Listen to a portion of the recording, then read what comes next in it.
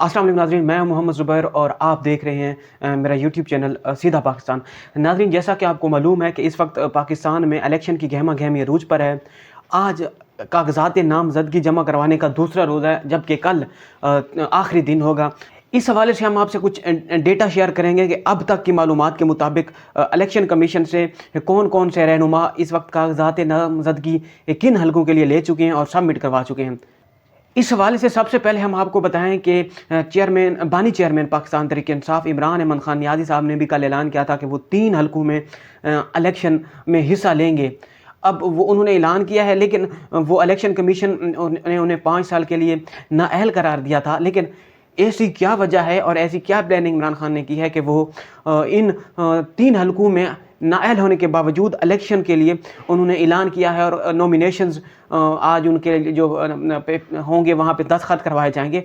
आखिर इमरान खान ने ऐसी क्या वजह है और किस प्लानिंग के तहत वो नाअहल होने के बावजूद इलेक्शन का ऐलान कर उन्होंने इलेक्शन में हिस्सा लेने का ऐलान किया है, ये वजह हम आपको लास्ट में बताएंगे। पहले डेटा शेयर करते हैं। इमरान अहमद खान नियाज़ी इस वक्त जो मालूमात हैं उसके मुताबिक इमरान खान साहब 3 कौमी असम्बली के हलकों में हिस्सा लेंगे। जिस तरह पहले पिछले 2018 के आम इंतखाबात में उन्होंने लाहौर, इस्लामाबाद और मियाँ वाली 3 इन हलकों से हिस्सा लिया था, इस बार भी वो लाहौर, इस्लामाबाद और मियाँ वाली बनी गाला वाले हलके से इलेक्शन में हिस्सा लेंगे।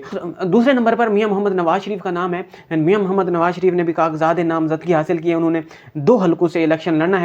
एक यहाँ लाहौर का हलका है, लाहौर के हलके से वो इलेक्शन लड़ेंगे मोहम्मद नवाज शरीफ।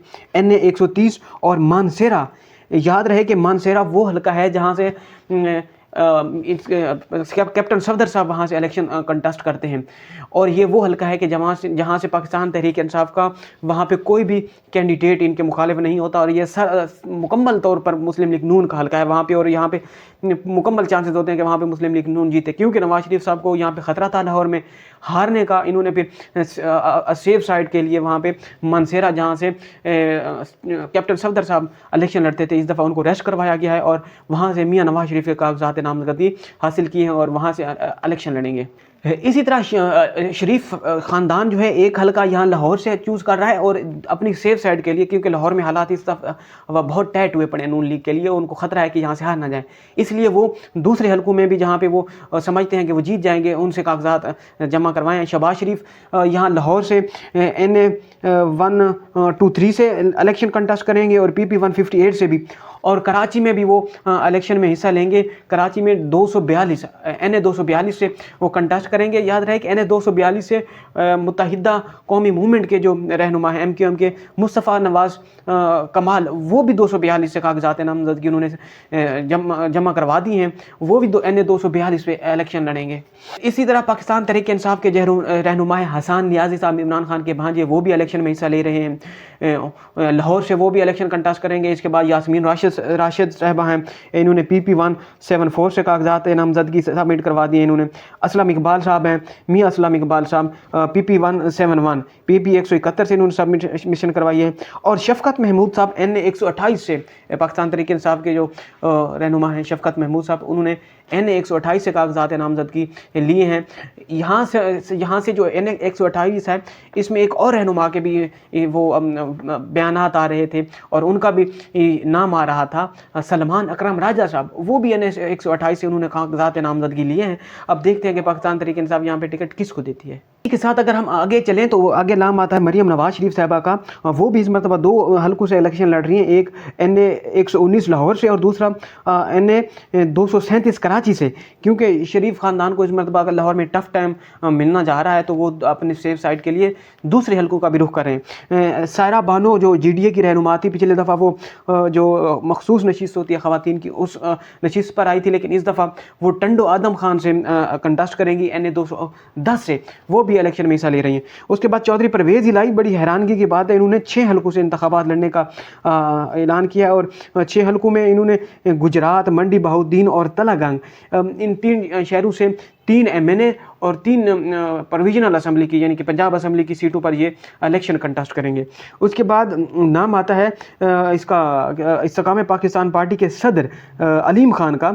अलीम खान इस वक्त जो है वो भी 3 हलकों से इलेक्शन कंटेस्ट करेंगे। NA 119 लाहौर से MNA का इलेक्शन लड़ेंगे और पीपी प्रोविजनल असेंबली के लिए, क्योंकि इम्कानात यही है कि पीपी इस पंजाब में शहद में भी हो सकता है इस काम पाकिस्तान को पार्टी मिले और अलीम खान वज़ीर आला बने, तो इसी वजह से वो 2 MPA की सीटों पर भी इलेक्शन लड़ रहे हैं, पीपी 149 और पीपी 150। पीपी 150 पर पहले कहा जा रहा था कि यहाँ पे मरीम नवाज शरीफ भी होंगी। अब अभी तक उसकी कोई इतलात नहीं है कि मरीम नवाज पीपी 150 से लड़ेंगी या नहीं। बहरहाल पाकिस्तान तहरीक इंसाफ की जानिब से पीपी 150 से जो सनम जवेद साहबा हैं वो भी इलेक्शन कंटेस्ट कर रही हैं। उनका मुकाबला पीपी 150 पे अलीम खान साहब से होगा। और इमरान खान साहब भी इस मरतबा कहा जा रहा है कि इमरान खान साहब भी अलीम खान के अगेंस्ट इलेक्शन कंटेस्ट करेंगे NA 119। तो अलीम खान साहब को इस मरतबा तगड़े मुकाबले का सामना करना पड़ेगा। एक तरफ पंजाब असम्बली की सीट पर 150 पीपी 150 पर सनम जवेद साहबा होंगी और NA 119 पर इमरान खान उनके मद्दे मुकाबिल होंगे। तो लग नहीं रहा अगर ये दोनों हैवी वेट्स इनके अगेंस्ट आ गए तो इस्तेकाम पाकिस्तान के सदर अलीम खान को बहुत मुश्किल हो सकती है जीतने में। इस्तेकाम पाकिस्तान के ही जो बानी हैं, चेयरमैन हैं जहांगीर तरीन साहब ने भी इलेक्शन में हिस्सा लेने का ऐलान किया था। उन्होंने भी इस वक्त 2-3 हलकों से इलेक्शन के लिए कागजात नामजदगी हासिल की हैं। बहरहाल पहले कहा जा रहा था कि लोधरा में जहांगीर तरीन के लिए बहुत टफ कंपटीशन होगा, वहाँ पे आरई ख़ानदान है, वो पाकिस्तान तहरीक इंसाफ के साथ खड़ा है और वो नहीं जीतने देगा।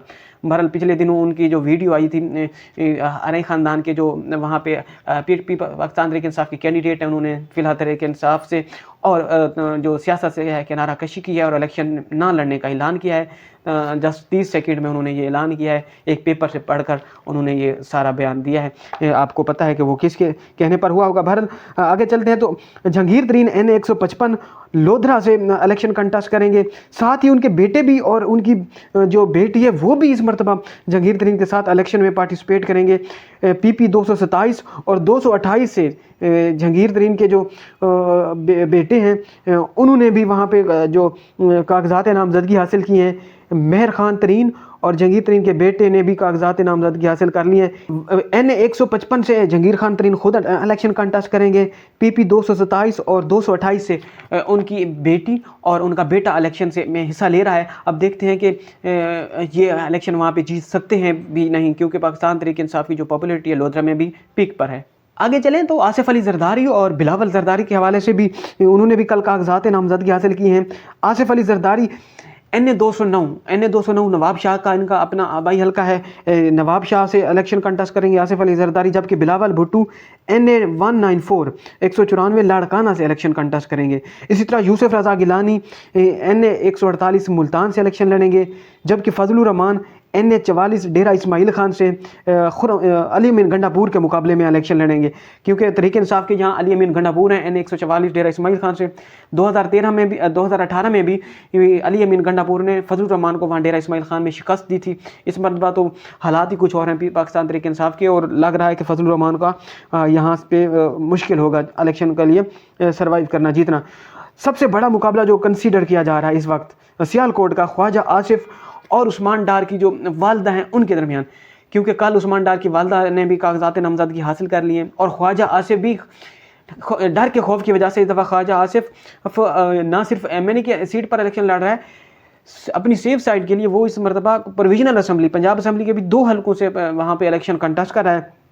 ख्वाजा आसिफ NA 171 से इलेक्शन कंटेस्ट करेंगे। इनके मुकाबले में उस्मान डार की वालदा होंगी और इस मरतबा ये 2 सूबाई असम्बली से भी इलेक्शन, क्योंकि इस दफ़ा ख्वाजा आसिफ को वहाँ पे मुकाबला मिलेगा टफ 71 में, तो वो कोशिश कर रहे हैं कि 2 सूबाई असम्बली के नशिस्तों पर भी इलेक्शन कंटेस्ट करें ताकि वो यहाँ से जीत जाएं, अगर वहाँ से हार भी जाएं, क्योंकि 2018 में भी ख्वाजा आसिफ के बकौल वो हार चुके थे और रात गए उन्हें फ़ोन कहीं किया था तो वो फिर सुबह को जीत गए थे। आगे चलें तो शेख रशीद साहब के हल्के डिस्कस करते हैं। शेख रशीद साहब इस दफ़ा भी NA 56 और NA 57 से रावलपिंडी से इलेक्शन कंटेस्ट करेंगे। इस मरतबा शेख रशीद साहब के लिए बहुत टफ कंपटीशन होगा, क्योंकि वहाँ पे पाकिस्तान तहरीक इंसाफ ने अपने कैंडिडेट्स उतार दिए। इस तहरीक इंसाफ ने शेख रशीद के अगेंस्ट 2018 में शेख रशीद को सपोर्ट किया गया था, वहाँ पे बल्ले का जो वोट था शेख रशीद को पढ़वाया गया। इस मरतबा उन्होंने ऐलान किया है शेख रशीद को वोट नहीं पड़ेगा और पाकिस्तान तहरीक इंसाफ में वहाँ पे अपना कैंडिडेट शेख रशीद के अगेंस्ट उतारेगी। चौधरी निसार अली खान भी NA 53 से इलेक्शन कंटेस्ट कर रहे हैं और 2 जो प्रोविजनल असम्बली के जो हल्के हैं वहाँ रावलपिंडी में वहाँ से भी इलेक्शन लड़ेंगे।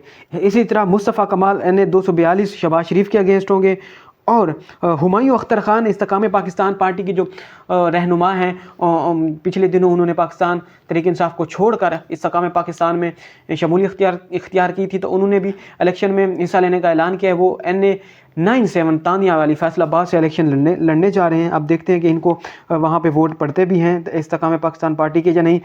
उसके बाद जो पाकिस्तान मुस्लिम लीग नून के रहनुमा हैं हमज़ा शहबाज शरीफ, इस दफ़ा बड़ी हैरान कुन बात है कि हमज़ा शहबाज पहले MNA की सीट पर भी इलेक्शन लड़ते थे और PP की सीट पर भी इलेक्शन लड़ते थे, लेकिन इस दफ़ा उन्हें सिर्फ जो है MNA की सीट के लिए कंसीडर किया गया और वो सिर्फ MNA की सीट के लिए इलेक्शन लड़ रहे हैं और वो लाहौर से ही इलेक्शन लड़ेंगे।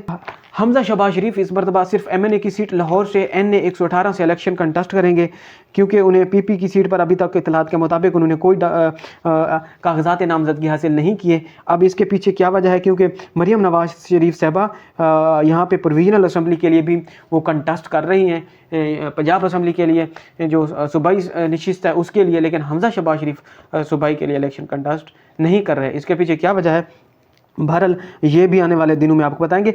दूसरी वजह जो हम आपको स्टार्ट में बताई थी कि इमरान खान नाअहल होने के बावजूद इलेक्शन क्यों कंटेस्ट कर रहे हैं, वो वजह यह है कि अभी तक इमरान खान ने जब इलेक्शन कमीशन ने इमरान खान साहब को नाअहल कर दिया था 5 साल के लिए, तो उन्होंने उसके बाद एक पटिशन दायर की थी लाहौर हाई कोर्ट में। उस जो दरख्वास्त थी उसकी अभी तक कोई डेट नहीं आई सुनवाई की, इस वजह से कि जब इमरान खान साहब ज़ाहिर सी बात है इलेक्शन का कागजात नामजदगी जमा करवाएंगे, उसके बाद इलेक्शन कमीशन इन कागजात को रिजेक्ट कर देगा। रिजेक्ट करने के बाद मामला हाई कोर्ट जाएगा, इमरान खान साहब की वहाँ पटिशन लगेगी, हाई कोर्ट से रिलीफ ना मिला तो वो फिर ज़ाहिर सी बात है डेफिनेटली जो मामला है वो सुप्रीम कोर्ट जाएगा। सुप्रीम कोर्ट में ऑलरेडी 2 जनवरी को नवाज शरीफ साहब का केस भी लगा हुआ है तायात नाअहली वाला। अब देखना ये होगा कि जब चीफ जस्टिस का इम्तहान होगा और सुप्रीम कोर्ट का कि वो अगर नवाज शरीफ को वहाँ पे रिलीफ दे रहे हैं तायात नाअहली के केस में, तो वहीं अगर इमरान खान भी लाहौर हाई कोर्ट से रिलीफ ना मिला सुप्रीम कोर्ट चले गए, तो क्या वो इमरान खान के लिए भी वो रिलीफ दे सकेंगे? वहाँ पे सुप्रीम कोर्ट का ये इम्तिहान होगा कि क्या वो जब नवाज शरीफ की नाअहली ख़त्म करेंगे तो वो इमरान खान की भी नाअहली वहाँ पे ख़त्म करेंगे या नहीं, आने वाला वक्त बताएगा। आज तक इतना ही, अगली वीडियो तक इजाज़त दीजिए, अल्लाह हाफ़िज़।